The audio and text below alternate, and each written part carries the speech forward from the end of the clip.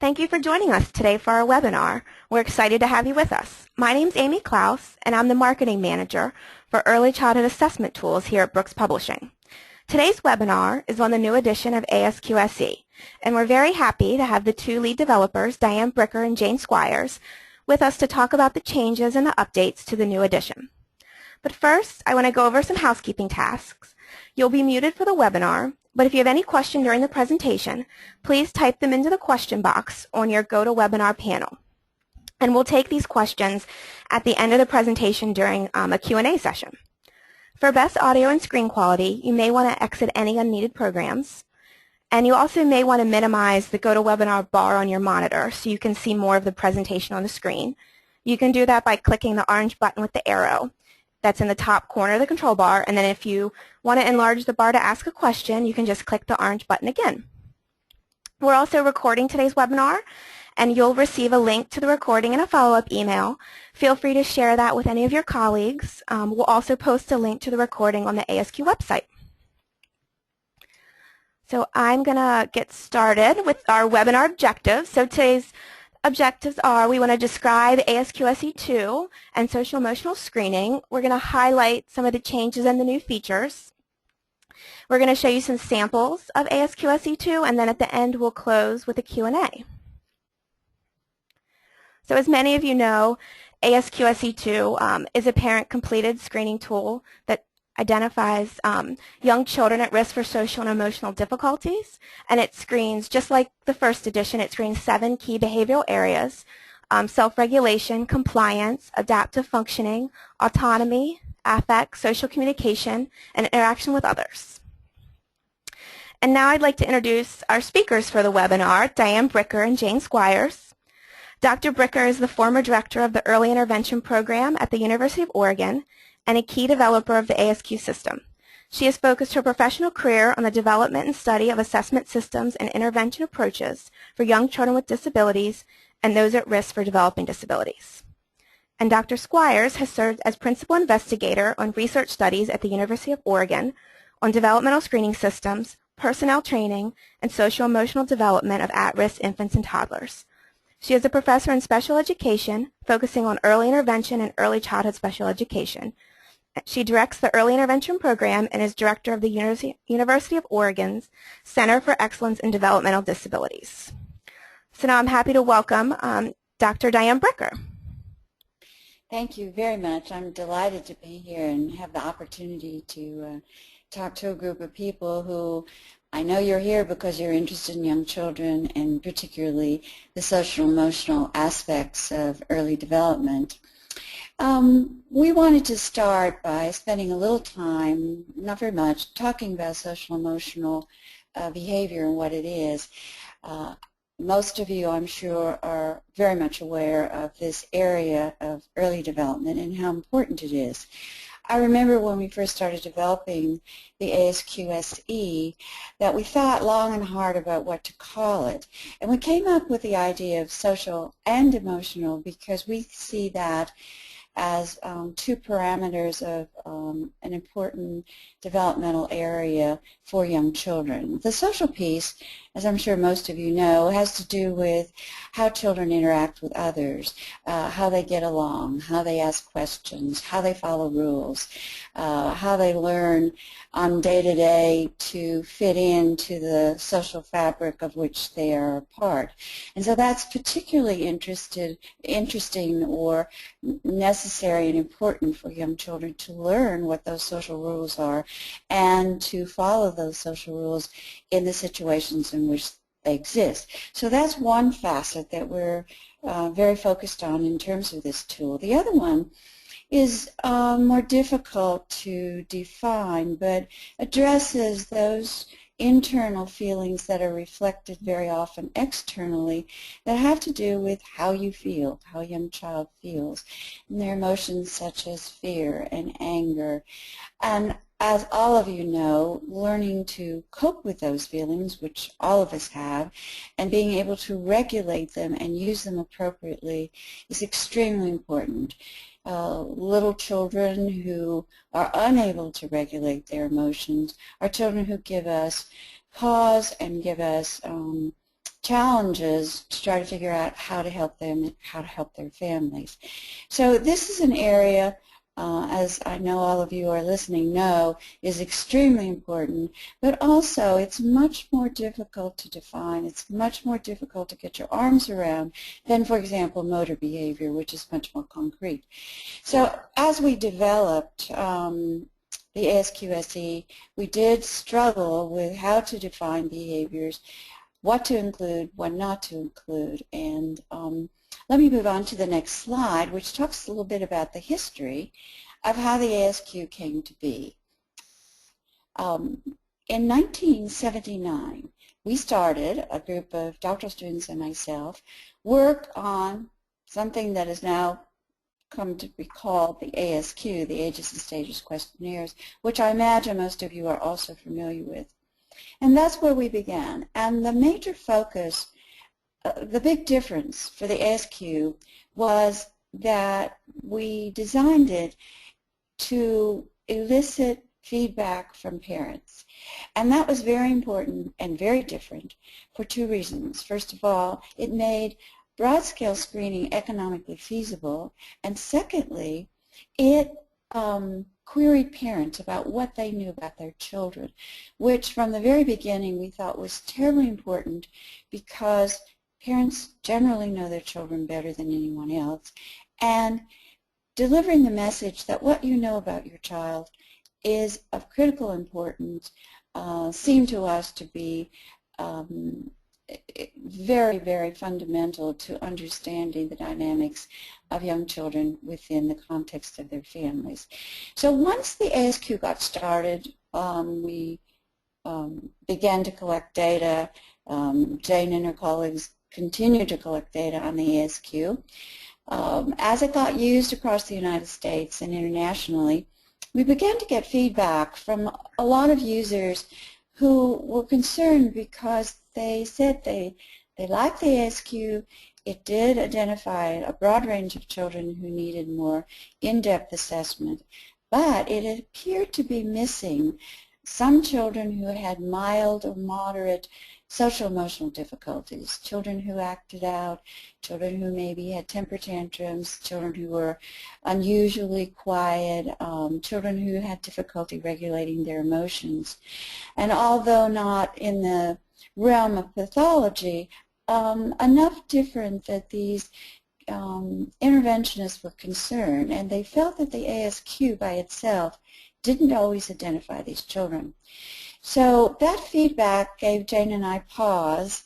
We scratched our heads. We entered into attempting to come up with some screening way to identify these children who were having some mild and moderate difficulties with their social emotional behavior. And I remember very distinctly, we started this in the 1990s, being very, very skeptical that we could come up with an objective screening tool that would help us identify children who did need further assessment in terms of the area of social emotional development. Jane and I and a group of doctoral students, I remember for years sat around a table.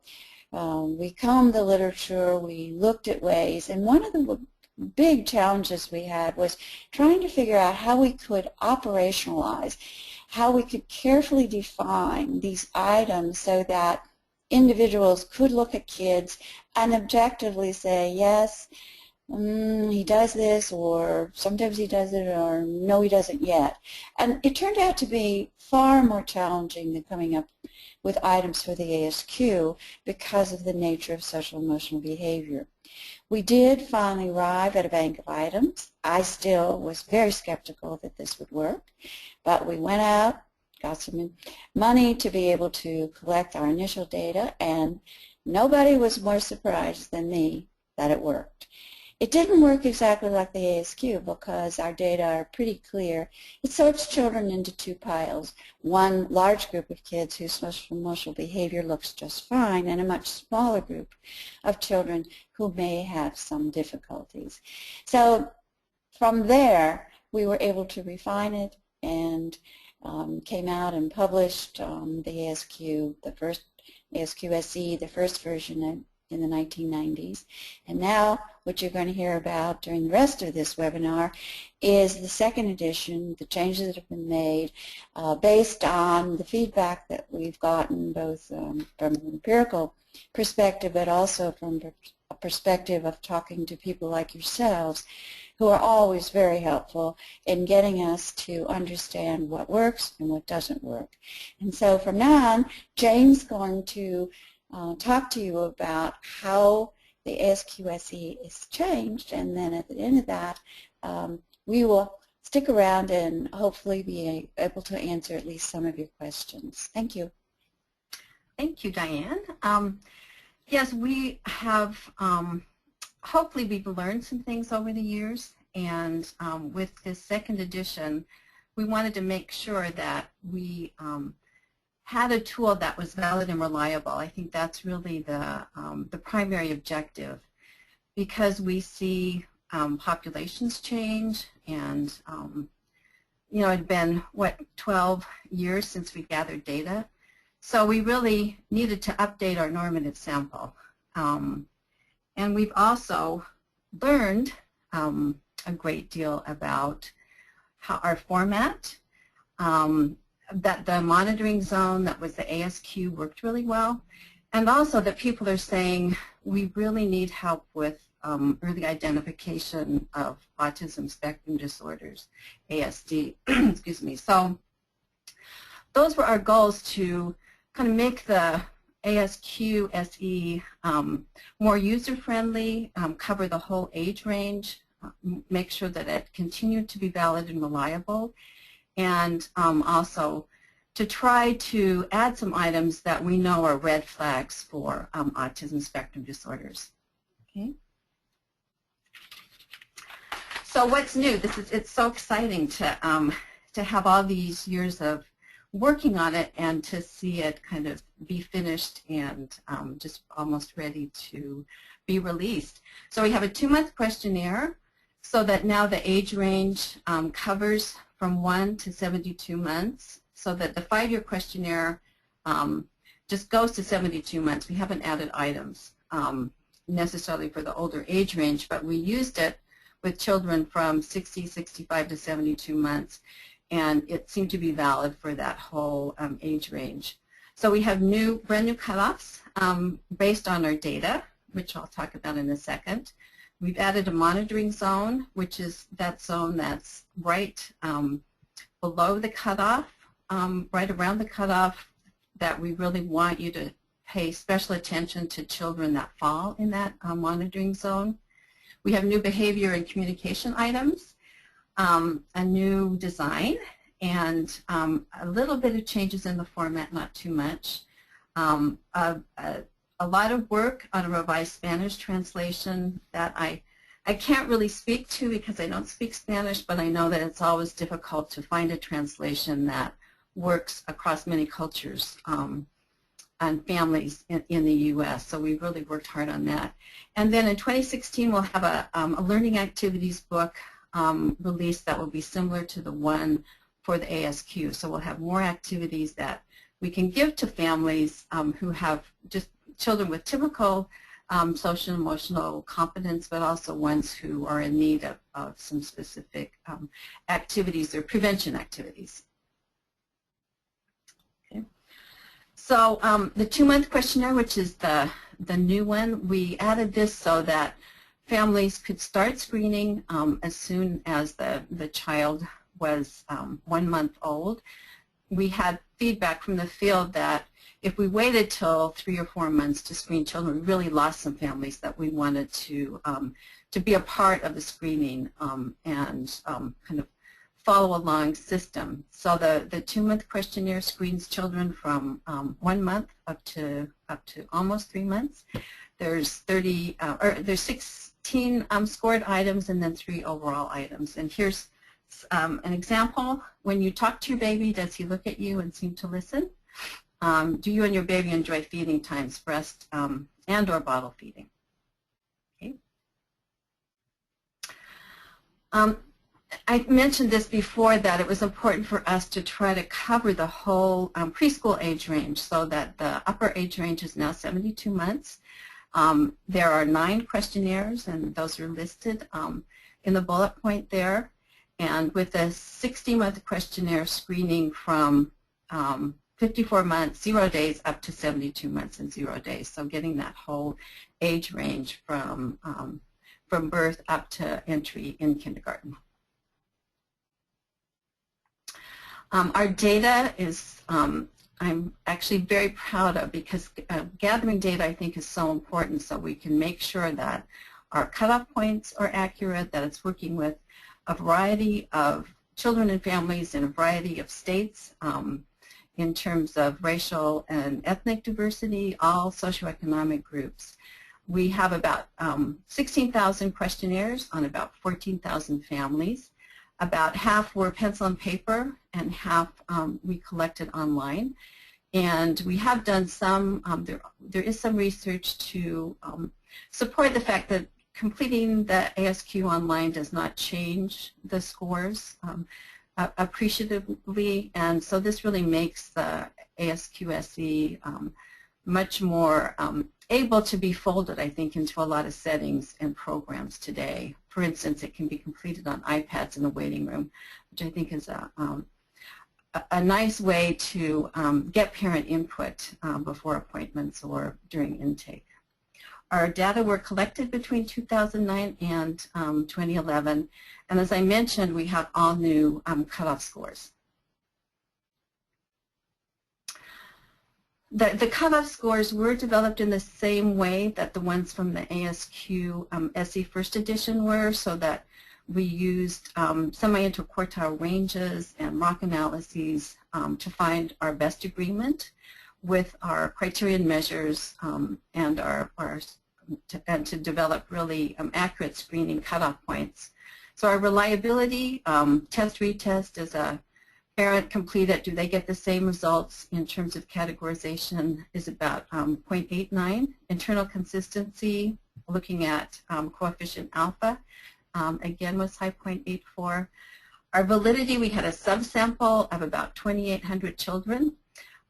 We used the infant toddler social emotional assessment, the child behavior checklist, and some other criteria to look at validity, and again it was pretty high, 0.83. Sensitivity, how accurate the ASQ SE is in identifying children that we know have issues with social emotional competence, 0.81. And then specificity, how accurate it is in identifying typical children who are typically developing, and that's 0.83. We have a monitoring zone on the ASQ. I'm sure many of you in the audience are ASQ users. We really felt like this helps with interpretation, so that scores close to the cutoff, you know, if a child's 1 or 2 points below, does that mean they're totally fine? Do we need to do any follow-up with them? And we feel like no, that if a child's very close to that cutoff, then they also need to have some follow-up and some referral, at least to the family, to see what their needs are and what their concerns are. So it's about the 65th percentile cutoff score is what the monitoring zone is across the different questionnaires. One of our goals is to make the ASQ SE more sensitive to identifying, or to at least helping with referral for an autism evaluation. And we don't really, I mean, I think this is an empirical question right now. We've looked at children with autism and had fairly high agreement with the ASQ SE, but we haven't done any truly empirical studies. So there's, you know, we're hopeful, since we added a lot of red flag items, that we will get some more of the language and also the joint attention that we might have missed with the first edition of the ASQ SE. So examples of new items: does your child try to show you things by pointing at them and looking back at you? So this kind of joint reference. Is your child too worried or fearful? If sometimes or often or always described. And that question we've added to, I think, all the intervals about being too worried or fearful. Okay. A new design, similar to the ASQ3, black and white so that it's easy to photocopy. The age range, hopefully it's very clear. We have learned things from all of our users who have said, why don't you do this, or why don't you do this, so it's like right at the top of the page. And then the instructions are at the top of the second page for completion. We've also added some things. People say that the ASQSE scoring is difficult or people are inaccurate. And so we tried to get a lot of feedback from you users about, well, what would make it easier? How can we not have items that are skipped, or why aren't the scores what they should be when people add them up? So we added lines to the right for each scoring item. So this may be fuzzy on your computer, but does your child follow simple directions? So there's the scoring options there, and then right to the right there's a line where you can put 0, 5, or 10, or if it's a concern there might even be 15 points to that. The box comes with tabbed dividers so that you can find the questionnaire easily, and it's just like the ASQ so that it has a handle so that you can carry it for if you do copying, and there's also a CD-ROM if you want to copy them that way. The scoring sheet, we had, I don't know, we probably had, I don't know, over 50 versions of the scoring sheet, trying to get what we thought was key information on one page and have it be able to be read by people, both young and old with good and poor eyes, so that the print wasn't so small, but that really said, this is the score and this is what you should be doing. So there's an area to record concerns. There's a scoring line that has the monitoring zone. It's the white if the child appears to be typically developing, the gray if there's a concern, and then the dark black that says, you know, really look at this child for referral, parent concerns, you need to do follow-up. And then the last kind of circled set of questions there at the bottom of the scoring sheet is a follow-up action. So that these are the steps. We really feel like the follow-up is probably one of the most important things with the ASQSE.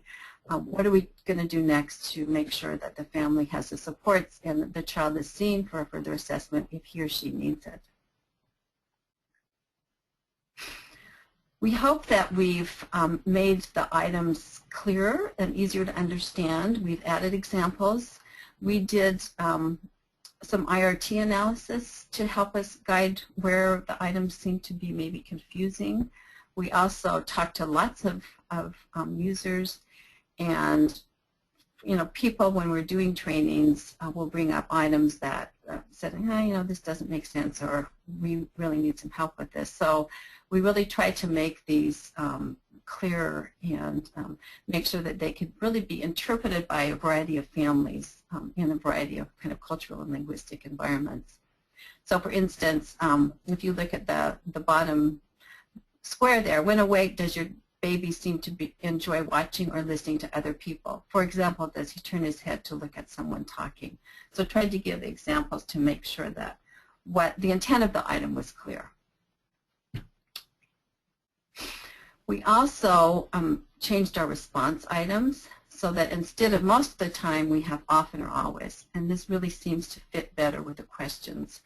That sometimes the items didn't seem to fit with most of the time. So that often or always is that the first option. So does your baby laugh or smile at you? And then you would just say often or always.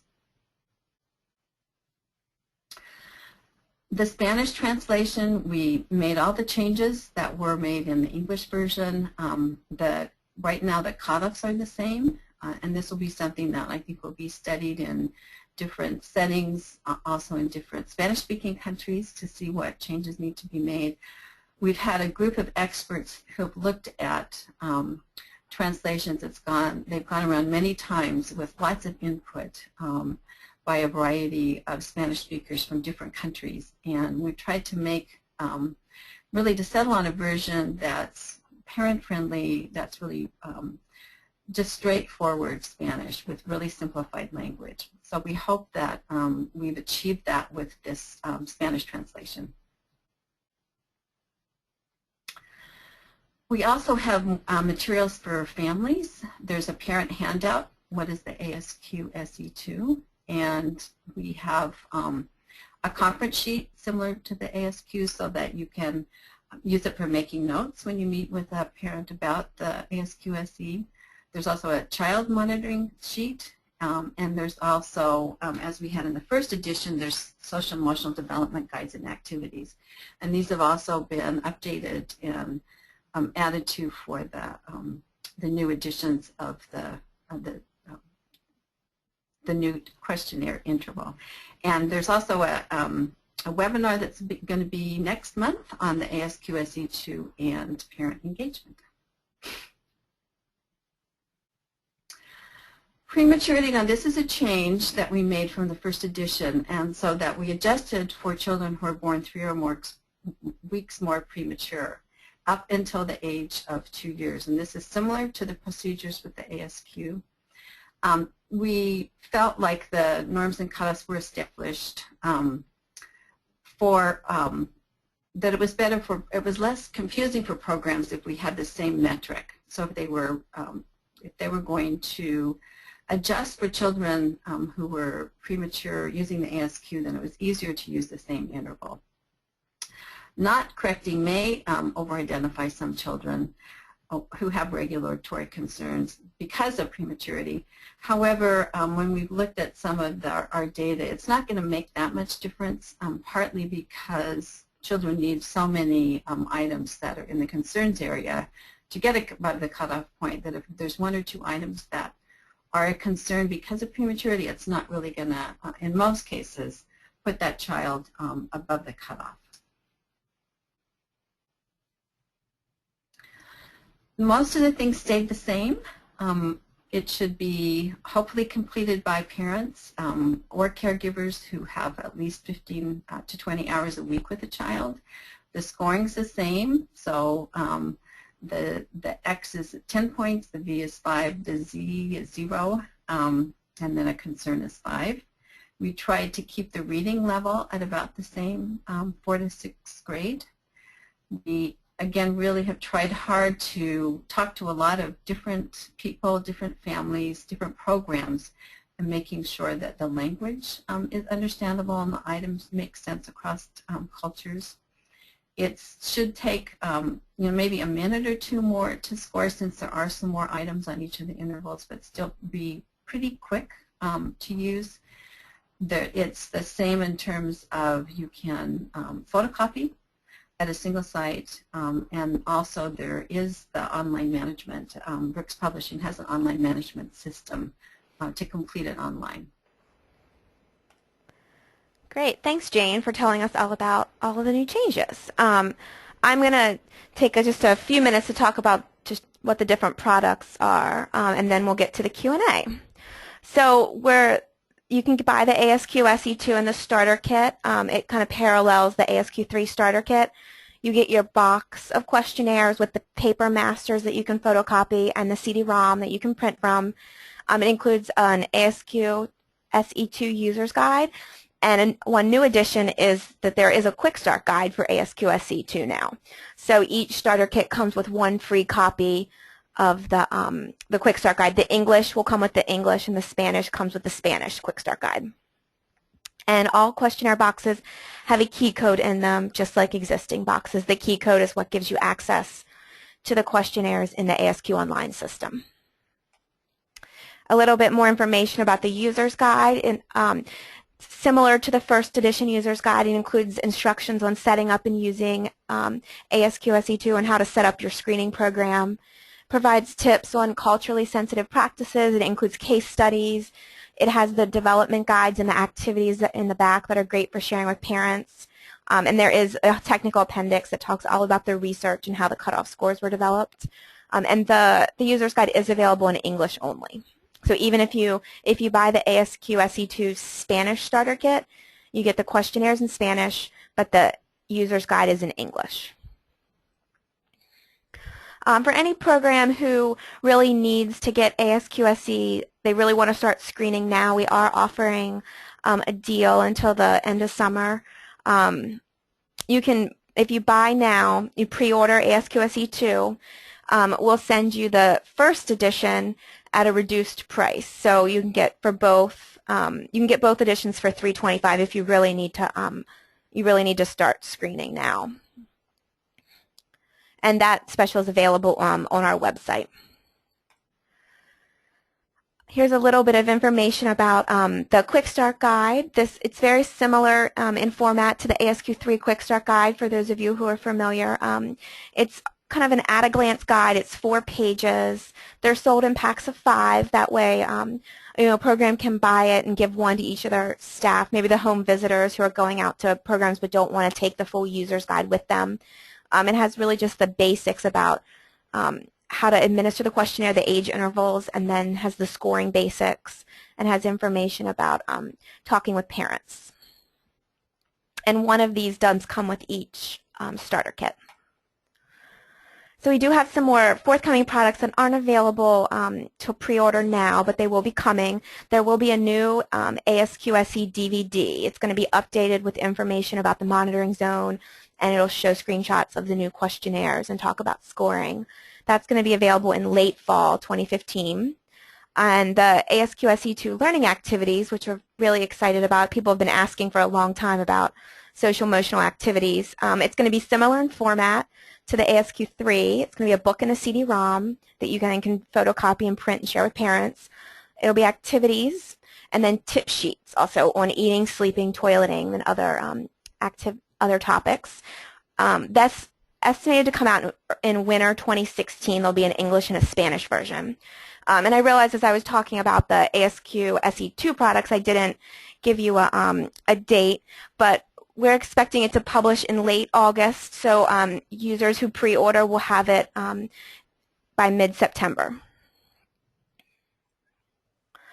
So for ASQ Online, just a quick update. So ASQ Online is our web-based management system and questionnaire completion system that lets parents complete it on a website. Every ASQ SE-2 questionnaire box will have a key code that unlocks the questionnaires in the system. Then they'll be available, so your key code will be able to unlock those questionnaires shortly after publication, so in September. You can, if you're an existing online user and you've entered your first edition key code into the system, you can keep screening kids using the first edition questionnaire until January 2017. So we're going to give you about a year after publication that users can keep using their first edition. And then you'll have to switch over to the second edition. But all the data that you've entered into the system, so all the questionnaires that have been completed for kids, all of that data will still stay in your system. You just won't be able to enter new screens that were first edition. And we'll have some more information for anyone who's an online user. We're going to be sending out some information as the time gets closer about how to transition. For training, the first Brookstone location is the on-site seminar program where ASQ expert trainers come out to your location and provide training. The first seminars on the new edition won't start until fall 2015 after the questionnaires are out and published. The very first chance to be trained, though, is going to be at our Training of Training Institute, which we hold these in general yearly. It's a 3-day training. This year, since August 5th to the 7th, it's in Philadelphia. So it's going to be your first chance to be trained on the second edition. You'll also be trained on ASQ3. So there's some information if you're interested in attending that. You can visit the link that's on your website, or if you go to the Ages and Stages website, we have information up there too. Let's see, and then this is a slide about the social emotional assessment evaluation measure. The SEAM is an assessment tool that's it's used as a follow-up to ASQSE. It was developed by Jane and Diane and the other members of the ASQ author group. It measures social emotional development and also parenting competence, and so it's a more in-depth look at social emotional behaviors. And there's a book, and it includes the forms on a CD in both English and Spanish. There's forms for There's an infant, a toddler, and a preschool form, both to measure the child's development, and then also a version for the family profile to measure the parenting competence and what areas they might need help with. All right, and then so we're now kind of at the end, right before we're going to start our Q&A. I can leave this slide up once we get to the Q&A, but as a thank you for attending the webinar, we're offering a 20% discount on pre-orders of the new ASQ SE-2, or you can use it on any other ASQ products or any Brooks products. So the code's up on your screen there, and it'll expire at the end of June. So it's a great chance to save a little bit if you're interested in getting the new edition. So thank you very much for attending, and now we're going to go and I'm going to look and take some questions. So if you do have a question, you can type it into your question box now, and I'll just start, Jane and Diane, I'll just start reading off some of the questions now. Let's see. Okay, one of the questions, actually is a question I can answer. It's a user is asked, saying that they work at an agency that serves a large distance across central Nebraska, and they're asking about making copies of the questionnaires. And so the way the site license works for ASQ3 and ASQ SE2 is that each of your physical locations needs to have a kit. So when you're making photocopies, you need to be making photocopies from the original master copy. And so each location should have a box, or you should be printing from the CD. So if you have 5 locations, you should get 5 boxes. But then once each location can make as many copies or as many printouts as needed. Okay. Amy, this is Jane. I was just going to, I know one of the questions that had been asked previously is about, do you need new training to use the ASQ SE2? And I would say if you are familiar with the ASQ SE already and have used it, and also that you order and read the user's guide, that you don't need additional training because the scoring is similar. The items are similar, although there are additional items. And so it's just a little bit with the monitoring zone and some other changes. But I would say that you don't really need new training unless it's something that you feel like you need individually. Great, thanks, Jane. We have a question about the new response options. So often or always, is it a choice? Do you circle one or the other, or is often or always the entire answer? Often or always is the entire answer. So. Okay. Let's see. We have a question. Well, did it mean that I guess it didn't, but it doesn't mean that that's the only option. So Jane, you might just review the options that the scorer has.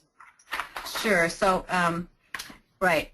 It's so that it's often or always, and then sometimes, and then never, or rarely, or never.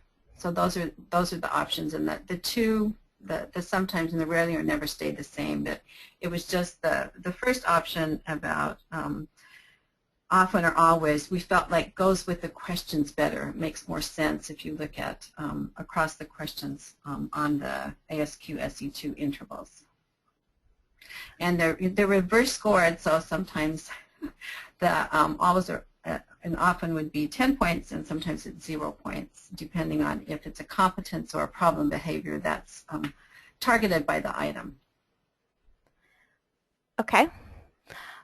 We have a question about the norming and whether any Native American children were included in the norming sample. We do have some Native American children. It's not as many as we would like, and I can't give the numbers off the top of my head, but there are some that are in our samples. We really try to get, as I mentioned, a lot of different populations and data from them. Okay. We have a question. In terms of the Native American populations, there was a study done, not in the United States, but up in Canada, on the Mohawk Nation, in which they used not the ASQ-SE but the ASQ. And the data are really interesting in that with the analysis they found only 2 items that weren't appropriate for that particular population of Native American, not Native American, well, American children. One was about a question about the address, because apparently, at least in the Kanawagi Mohawk Nation, children don't have addresses. They have their houses down from the big oak tree or over from the big rock. And the other thing is that with this particular population of Native Americans is they don't often use last names, and so the children were not able to deal with that issue either. But what surprised me from those data was how applicable and appropriate the vast number of items were for that particular population of Native Americans. I will also say that similar to the first edition and to the ASQ, that items can be omitted that aren't appropriate. Some families may not want to answer items. They may be uncomfortable answering them. They just might say, that doesn't pertain to my child and to me or my family.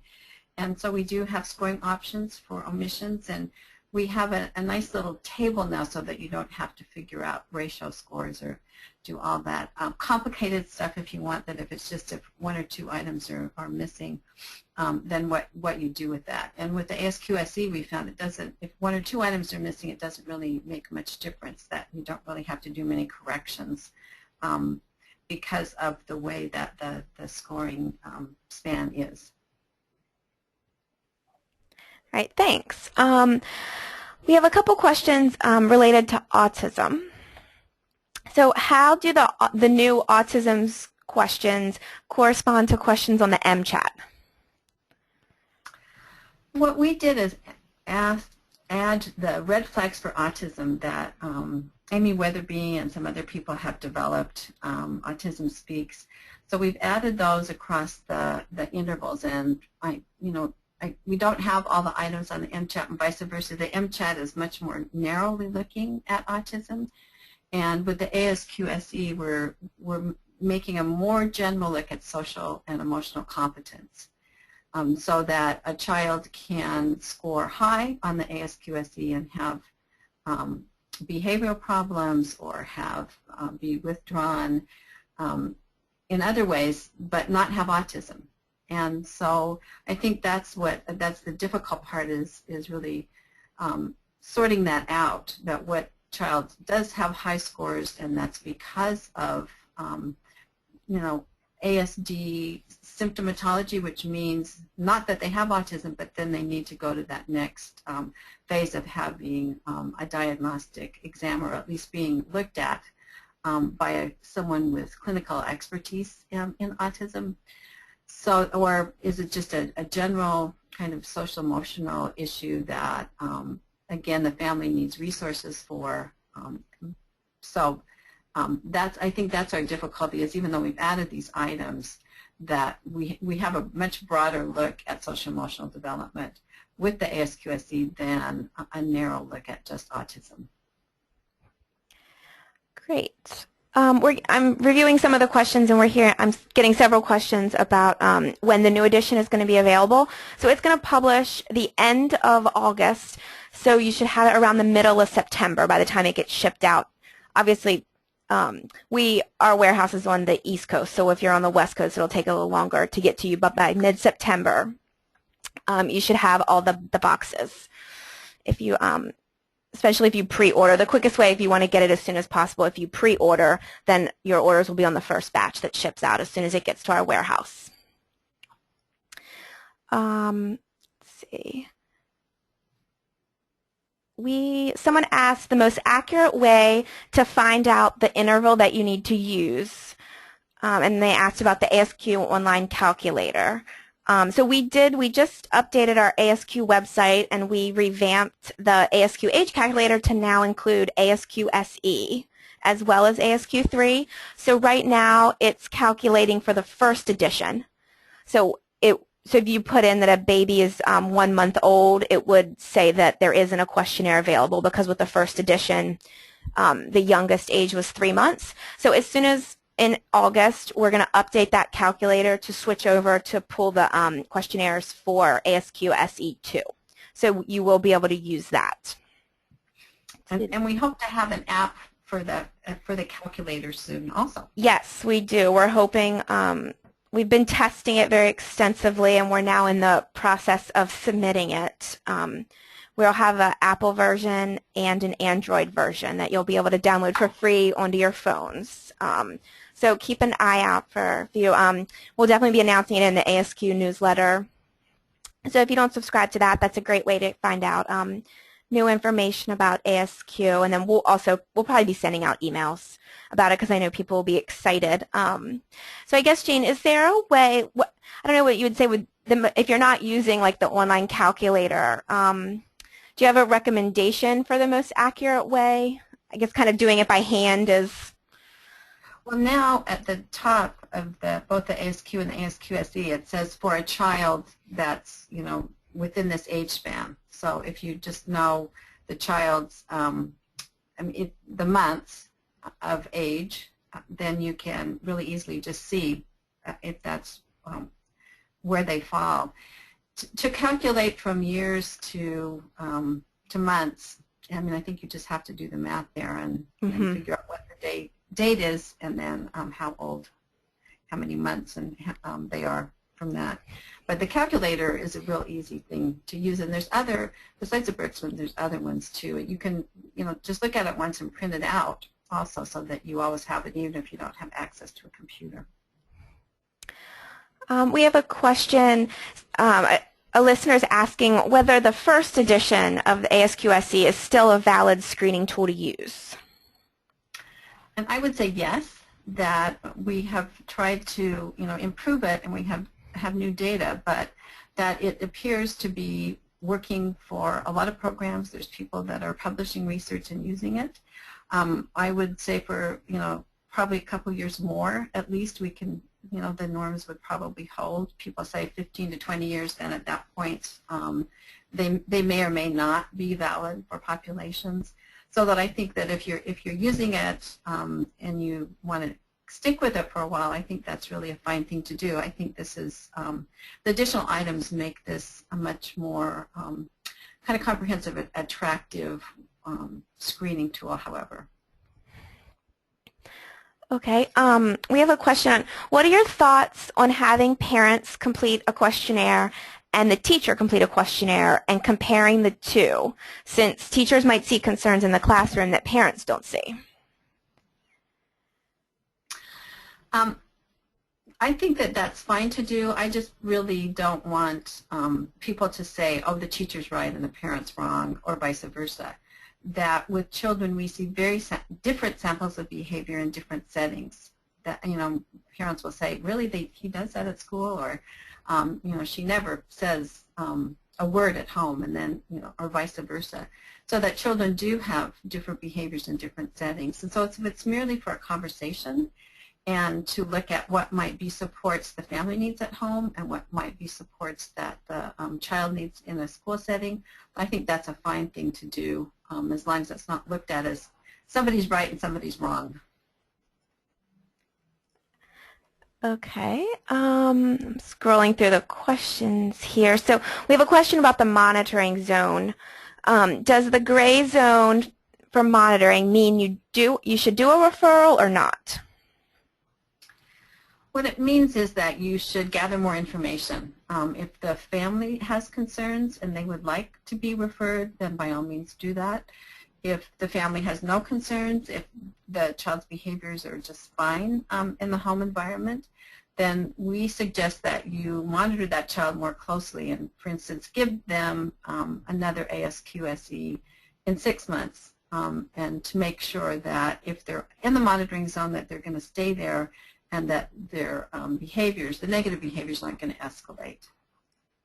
Jane, wouldn't you also think that it would be very wise for programs who uncover children in that zone, that would be very important to talk with parents about the learning activities, what they might think about doing with a child like that, rather than not do anything at all. Yes, definitely. That's on the last page of the questionnaire. That's one of the the follow-up options, that for a child in the monitoring zone, they definitely need more attention, care, supports. So yes, Diane, I agree. That's very important.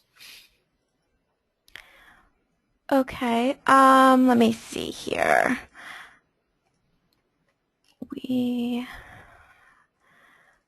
Okay, so we have a couple questions about the calculator that I mentioned. I mentioned that the age calculator that's on the ASQ website will be changing when the new edition publishes in late August. So a user asked whether there'd be an option for those using the first edition. So the calculator is still going to tell you the child's age. You're just going to have to compare. So if you're still using the first edition, you're going to have to compare to the chart in the user's guide or the actual paper questionnaires. So it'll calculate the child's age is really the hard part to calculate, and then you'll just need to make sure that you line up the right questionnaire. In general, aside from most of the questionnaire ranges stayed pretty close, I think, to the first edition. The edition of the 2-month questionnaire adjusted the bottom end, and then you can now screen older kids with the second edition. But Jane, I think I'm right when I say that the rest of the intervals kind of stayed the same. Is that right? Yeah, they're all the same interval age span. It would just be if you have as Amy mentioned, if you have a 1-month-old, then you'd have to just wait a little bit before you could use the the 6-month questionnaire. And if you have an older child, then you don't really need to use the calculator. If they're over 5, you can just give them that last one that goes all the way up now to 6 years. Mm-hmm. We received lots of questions about people who've attended training institutes in the past and asking if they'll get updated materials. So our Brookstone location staff is going to get in touch with all of you to answer your individual questions. They are working on plans for making some updated materials available to people who've been trained at a training institute in the past. So they'll follow up with your questions individually. We have a question about the 60-month questionnaire. I think this user is asking whether they could use the first edition 60-month questionnaire now with kids that are older than 66 months. I don't know if the cutoff changed, if the cutoff score changed based on the new research. That might be a problem.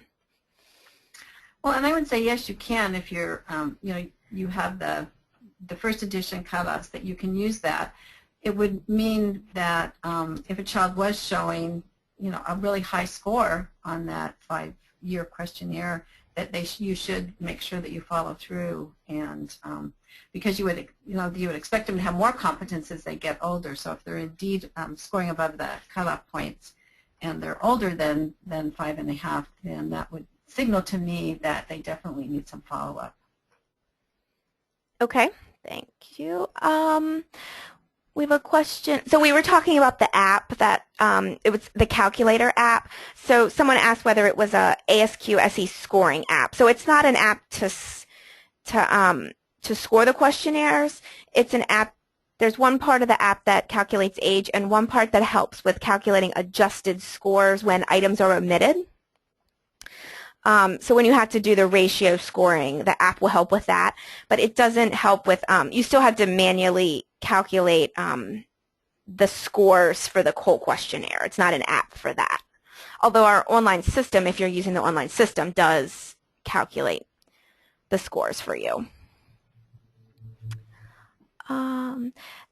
We have some questions about languages, and I know right now we're just going to have English and Spanish, and we have some questions asking whether other languages will be available in the future.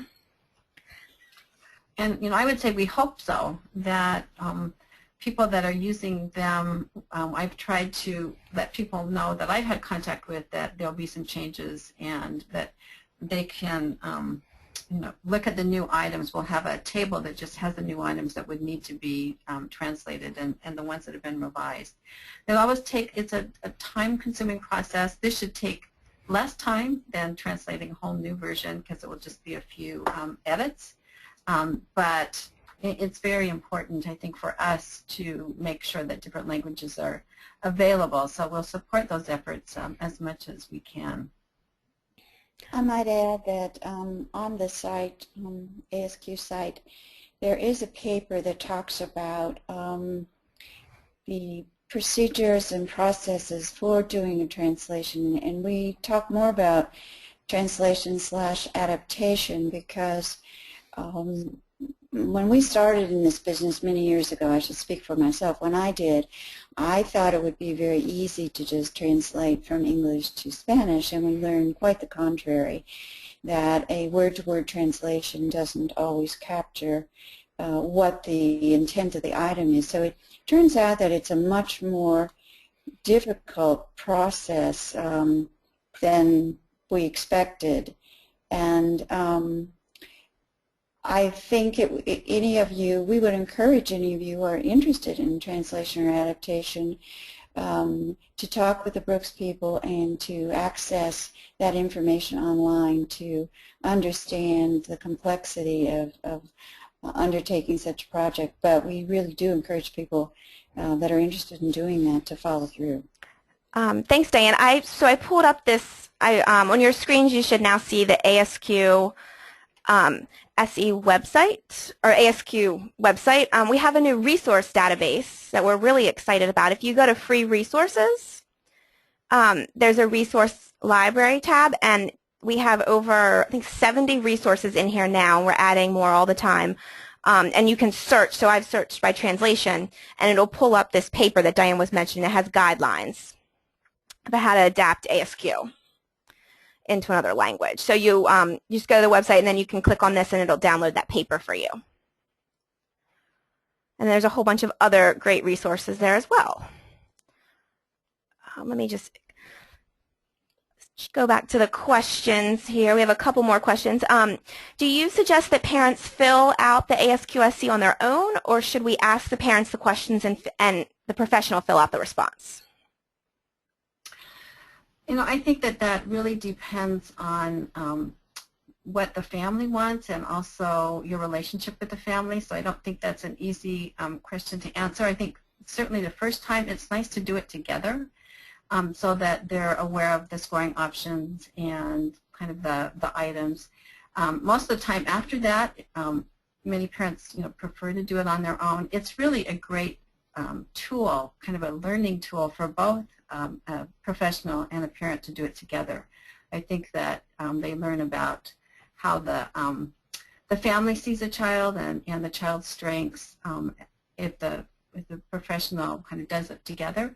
There's a nice video of ASQ on a home visit that I think shows that really nicely about kind of doing it as a team. I would say that's probably the priority. It doesn't always work that way in terms of logistics or program requirements.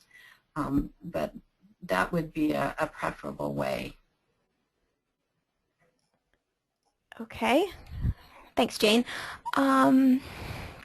We have some questions about the scoring on ASQSE and how they're asking if it's still opposite of how ASQ3 is scored. And another listener asked kind of why it's scored in the opposite direction as ASQ3, that a higher score is a red flag versus an ASQ3 a higher score is good.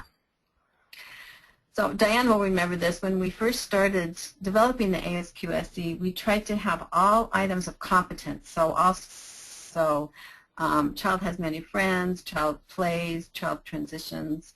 And what we found with just talking about strengths and competence, that it didn't pinpoint a lot of the problem behaviors, that it really wasn't specific to what some of the children's problem behaviors were. So that we had to do a combination of competence items and also problem behaviors, really to make it valid and reliable. And that if you think about the ASQSE, that the problem behaviors are the ones that receive the points. Whereas with the ASQ, what the child can do is what receives the points. So yes, the second edition is just exactly the opposite. That we weren't smart enough to figure out a way to just look at competence and look at positive scores in terms of identifying problem behaviors and having a valid and reliable tool. So it's still the same in terms of the problem behaviors are the ones that receive the score, and the scores above the cutoffs are the children that need to be looked at in terms of referral and further evaluation. Okay. We received a question about whether there are plans to do more, to do like a validation, more studies specific to kids with autism. I guess more research on using it as a tool to screen. Yes, definitely. One of my doctoral students is going to be starting one smaller study. It's very expensive.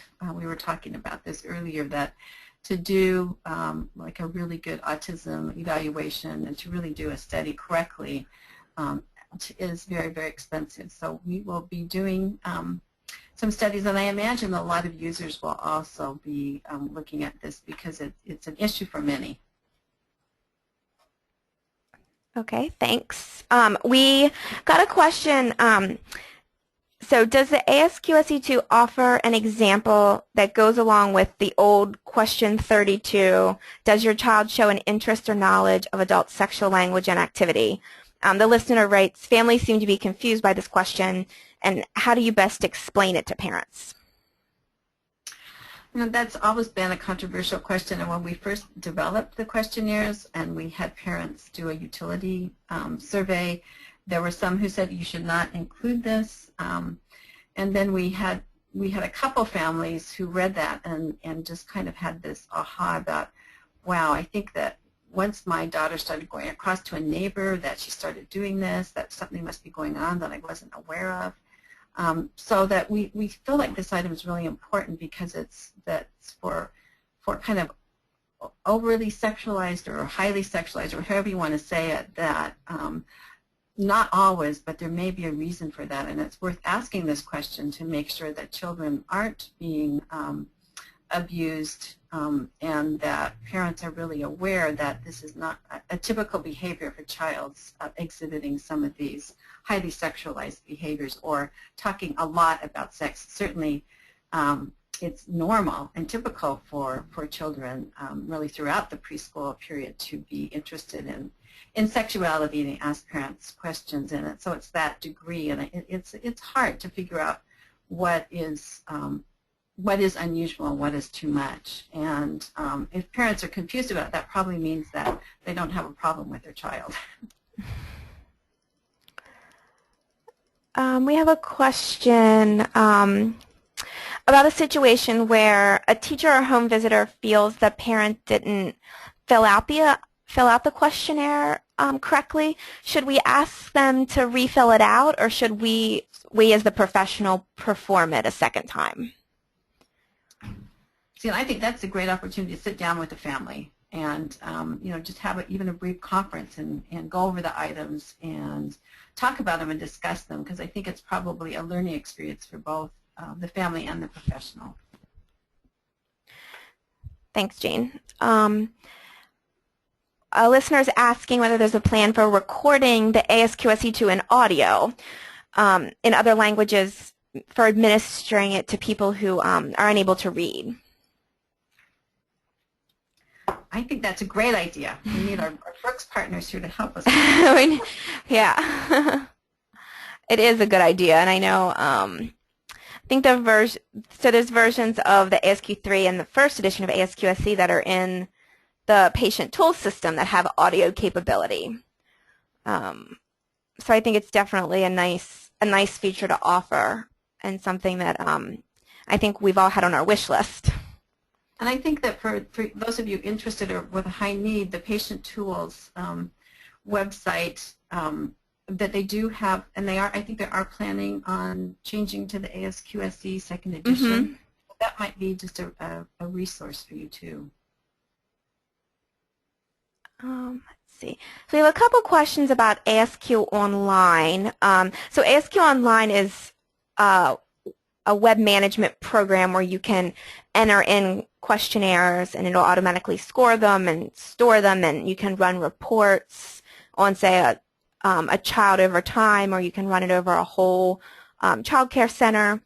There's also family access, is the portion that lets you post questionnaires online and direct parents to a website to complete the questionnaires securely, and then it kind of brings it into your management system and it automatically scores it.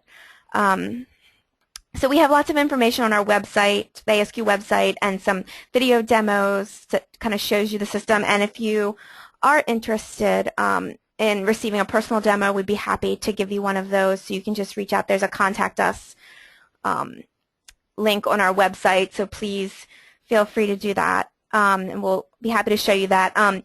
So I think some existing users are asking some questions about when parents use the family access, which version of the SE will they be completing? If you purchase the second edition and then enter your key code into the system, I guess for a short period of time you'll have the option of letting them complete the first edition or the second edition. And then up until about a year after, I think January 2017, a year after publication, a little more than a year, then you'll have to switch over. But for a while, I guess you'd have a choice, unless you wanted to just delete out your access to the first edition and only let them do the second edition. But you do have to purchase the second edition and type in your key code to let families fill out the second edition questionnaire.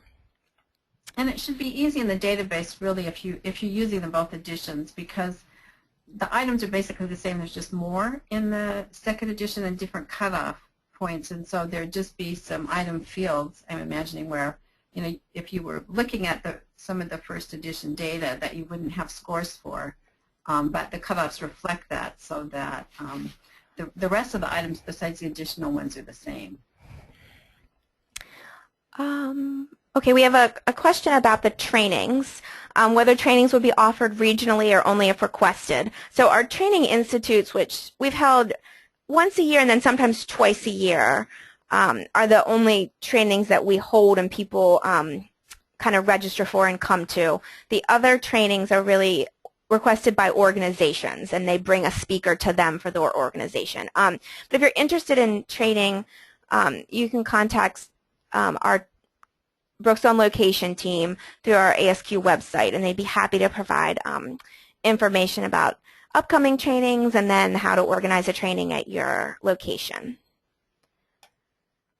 We have a couple questions about SEAM, starting with, let me see if I can find, there was a question about whether SEAM was normed or standardized for use in qualifying a child for EI services, and if not, what assessment tools would you recommend if a child is shown on the ASQ SE to need further assessment? What would you recommend be used? So the SEAM is a curriculum-based measure, so that it's not, the purpose is not for eligibility determination.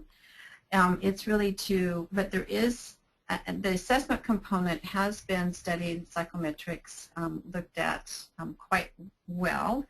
But again, it's really programmatic, so what you do with a child who might have problems on a day-to-day basis in terms of kind of prevention activities for focused on social emotional competence. If a child has difficulties on the ASQ SE, oftentimes if you refer them for an early intervention, early childhood special education assessment, they might use a general tool like the Battelle that looks at all the domains. Sometimes those aren't really good for pinpointing social emotional delays. There's the infant toddler social emotional assessment, which I think is good for infants and toddlers.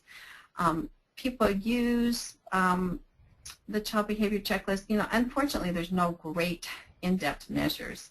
The Mullen, there's some of the general ones again that have some social emotional items on them, but I think our gold standards, as we say, there's no perfect ones for young kids, and so I think that's an ongoing problem. There are many states that will let you use curriculum-based measures for eligibility, which I think would be ideal to be able to use some of our program measures like the Assessment Evaluation Programming System or even the SEAM when we have more data to use that for eligibility. That would be really beneficial to programs. But we're not there yet.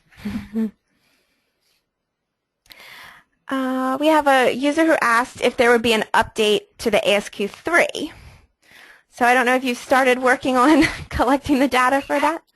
We actually have.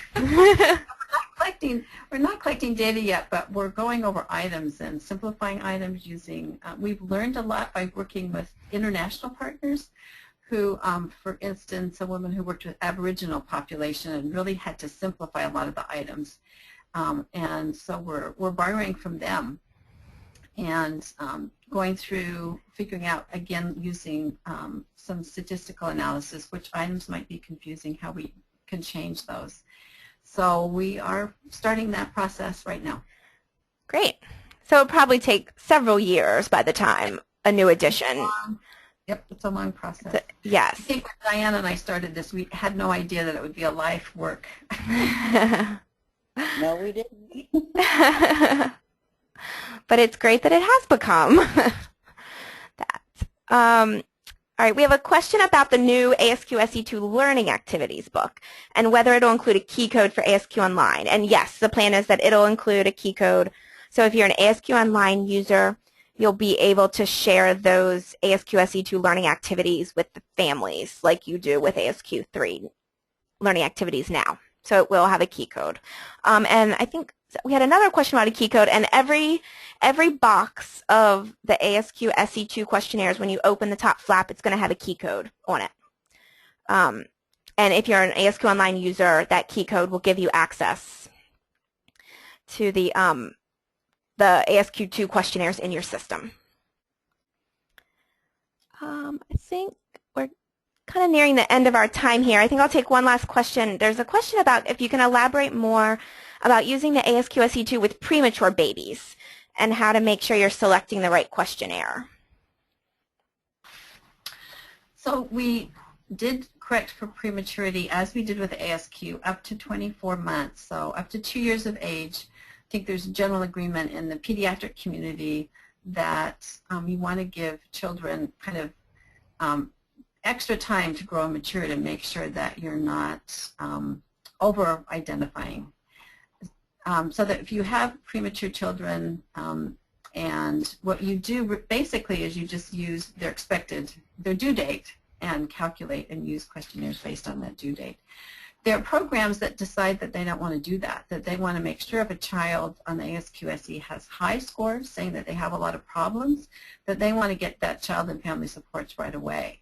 So it is a programmatic decision what you decide, but again, just look at what the due date was for the child, use that to calculate so that you'd be giving a few more months for that child to mature before they actually completed the age level that was targeted to their chronological age.